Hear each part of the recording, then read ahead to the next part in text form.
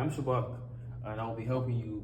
We'll be going over a physics problem today on a problem on calculating the acceleration of two bodies.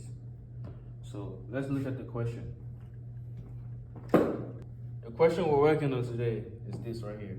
So the question says we have two masses, M1 and M2, in which M1 is greater than M2. So M1 is greater than M2 right here. So they are placed in contact with each other on a frictionless surface. So with that said, noting that this is a frictionless surface, when trying to resolve the forces acting on these two masses, we are going to ignore frictional force. So it's acting on a horizontal surface. So we are being told to find, first of all, find the magnitude of the acceleration of the system. Let me go ahead.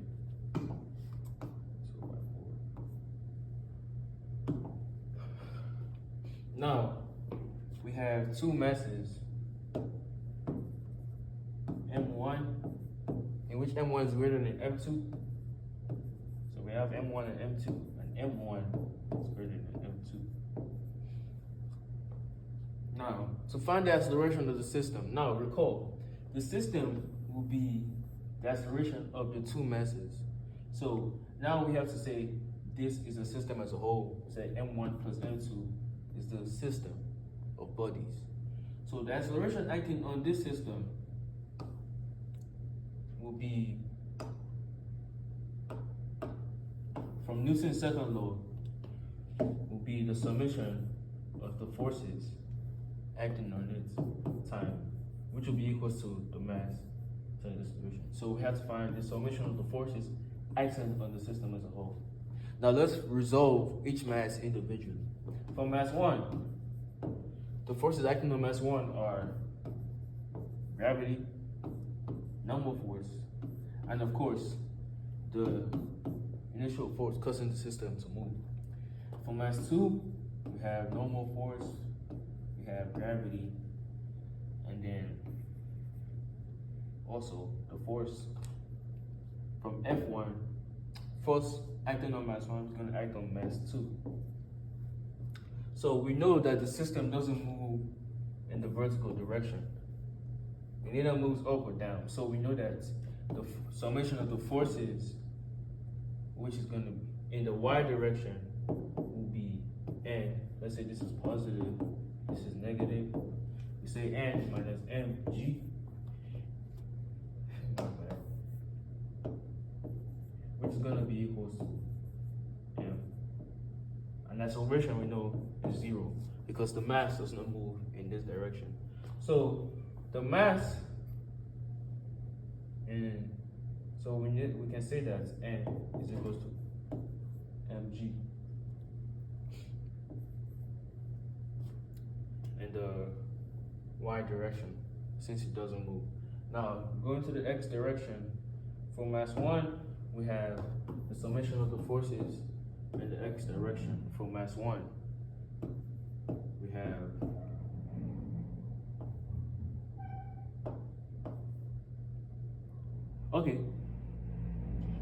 since we said the system as a whole, we consider the system as a whole as the mass 1 plus mass 2. We would say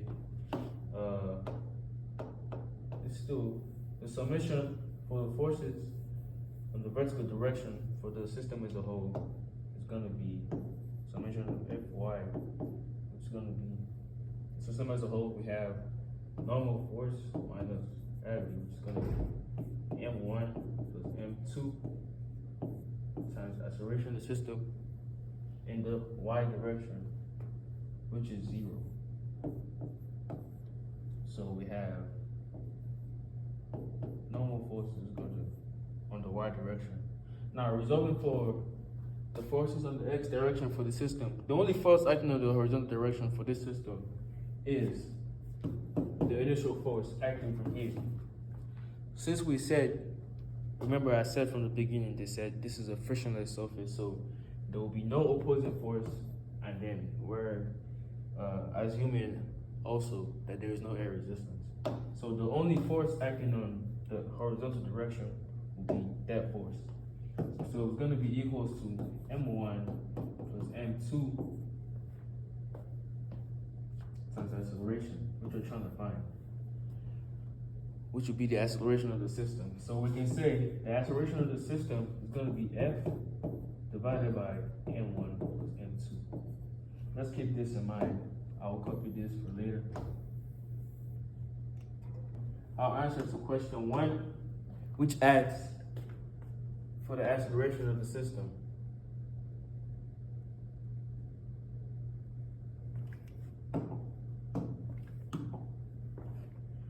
We have found the answer to question 1 that asks for the acceleration of the system.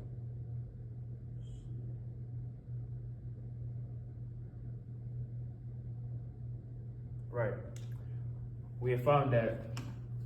Now you know how they came up with this solution. As you can see, it says 8x is equals to f over m1 plus m2. Now, assuming there was acceleration in the y direction, we will of course say that we will of course resolve the acceleration vector into two components: the acceleration in the horizontal direction and the acceleration in the vertical direction. But in this case, there is no acceleration in the vertical direction. So the acceleration of the system is the acceleration that occurs in the horizontal direction. So on to the next question.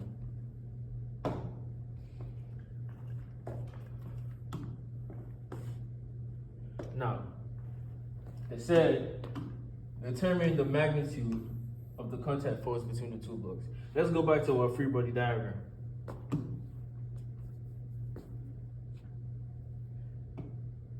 So, remember, this is mass 1 and mass 2. I put with a big M to know that mass 1 is greater than mass 2. So, recall, to find the magnitude of the contact force, you know that,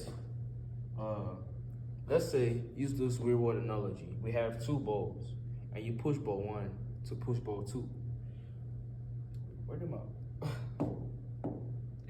Ball 1, the force you use to push ball 1 is gonna move, and ball 1 will exert a force, which is the contact force we're trying to find on ball 2.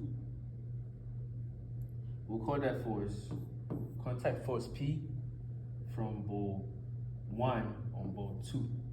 This is it right here. Now, let's use the analogy of a ball as well.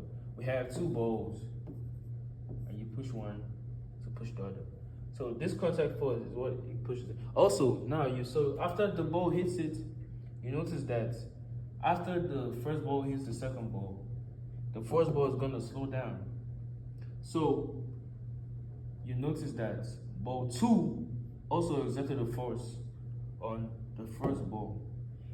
And that is Newton's third law of motion, which states that when two objects come in contact, object 1, which exerts a force on the first object, but then object 2 exerts an equal in magnitude but opposite force in direction on the other ball. So we have the two contact forces in this system is the force exerted from ball 1 on ball 2, which is P1 on 2, and we have P, the 1 on 2 to 1, which is going to be acting in this direction, but it's going to be equal in magnitude. So let me correct my arrows. It's supposed to be equal in net because of the magnitude, right? P2 on 1. The question says, determine the magnitude of the contact force between the two blocks. The magnitude of the contact force. So we're gonna find the magnitude in other direction between the two blocks. This two contact forces. So let's go back to our whiteboard. So from here, we've already resolved the components on the horizontal of each masses, and we can say they are 0. Now let's resolve each individual mass on the horizontal components. So you say the summation of the forces on the x direction is going to be F minus, so, okay, let me make it easier. My diagram is kind of scratchy, so I will clean it. So the forces acting on each individual ball, or each individual mass, M1, in the horizontal direction will be F, and the force from M2, which is going to be P2 on 1. And then also we have N, we have G, which is 0. So, but then on mass 2, we only have one force acting on it, which is the force from M1 on it. So we have P from 1 on 2. Okay, now let's resolve the forces here on mass 1. So from Newton's second law, the summation of the forces will be F minus, because we say this is plus, we say this is going negative, minus P21 is going to be equals to mass 1 times the acceleration, 8. So we can say that from here, we had that the acceleration of the system is F over M1 plus M2. So putting that into this equation, we say F minus P21 is going to be equals to M F over M1 plus 2.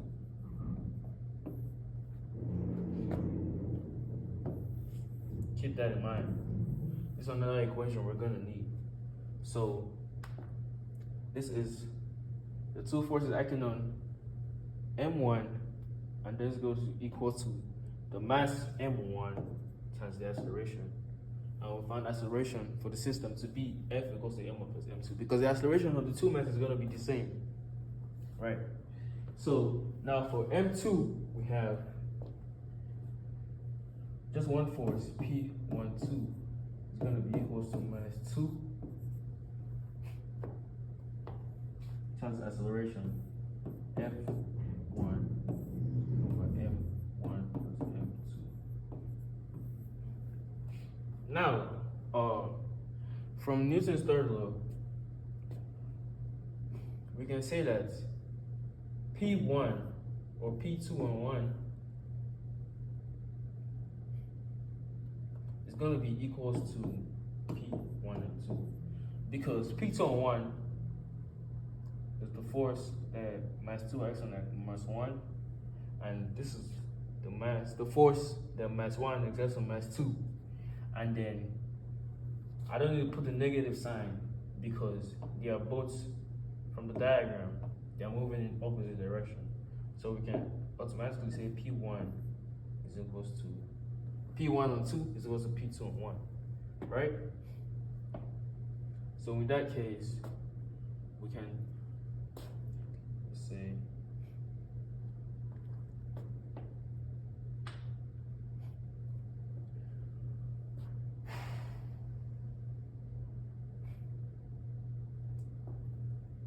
if we move this here, if we resolve for P2 on 1 from this equation, we have P2 on 1 is going to be equals to F minus M1 F over M1 plus M2.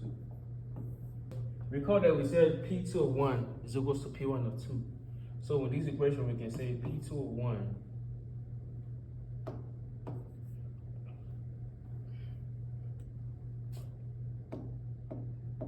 rather than having P1 of 2, we can say P2 of 1 is equals to P1 of 2, which is equals to this.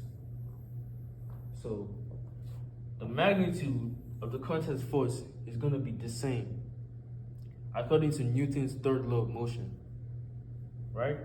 So the magnitudes for these two forces are the same, and this is the formula for calculating the magnitude of the contact force between mass 1 and mass 2. Now on to the third question.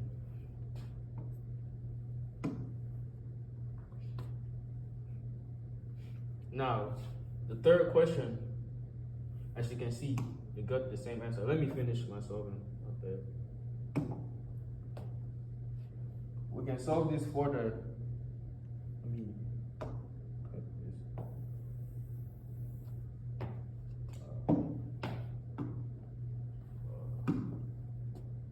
This F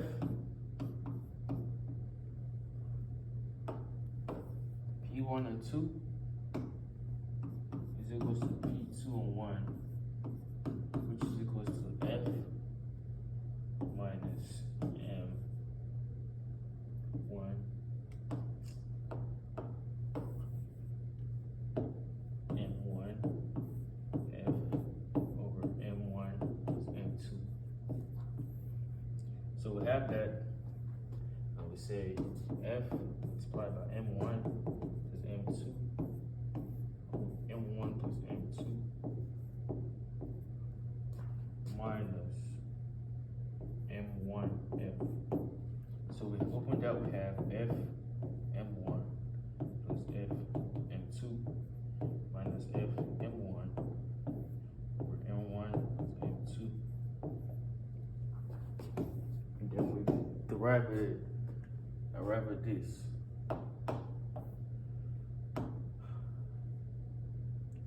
F M2 over M1 plus M2 is going to be F M2 over M1 plus M2. So now that's how they derive this right here that you can see.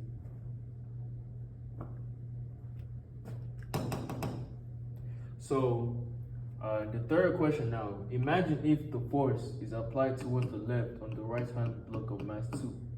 Is the magnitude of the force the same as it was when the force was applied to the right? Let's go back to our free body diagram. Now, remember, we will need this formula. So I'll take it from here. If the magnitude of the force P1, which is the force that M1 acts on M2, if the force is moving from this direction. So if the force is coming from this direction, M1 is going to be given an opposing force on M2, as M2 is given a force to M1.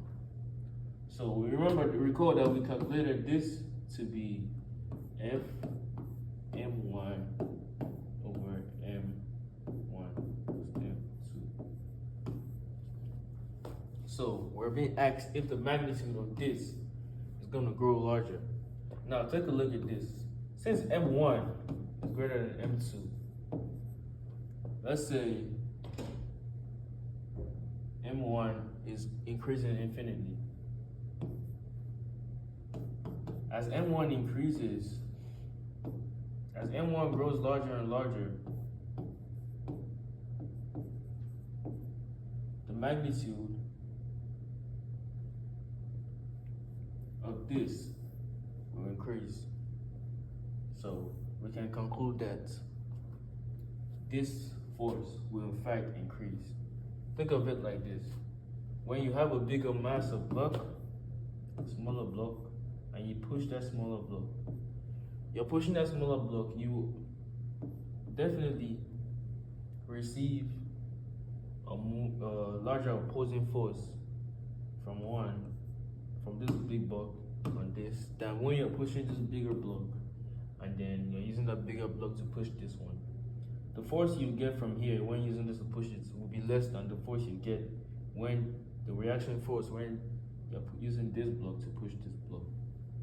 So from this equation, you can tell that the magnitude of this will in fact increase.